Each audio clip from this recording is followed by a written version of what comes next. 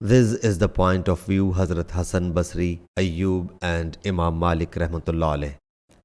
Hazrat Urwa bin Zubair reports that Hazrat Aisha radiallahu anha, the wife of the Prophet sallallahu alaihi wasallam, said, I saw my parents devout Muslims since I reached the age of discretion, and not a single day passed but Allah's Apostle sallallahu alaihi wasallam visited us in the morning and in the evening.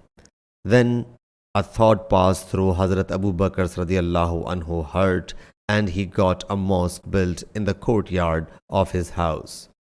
He would perform prayer as well as reciting the Quran in it.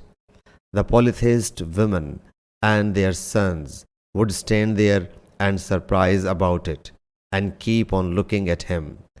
And Hazrat Abu Bakr radiallahu anhu was a man who would weep a lot and had not control on his eyes while reciting the Holy Quran.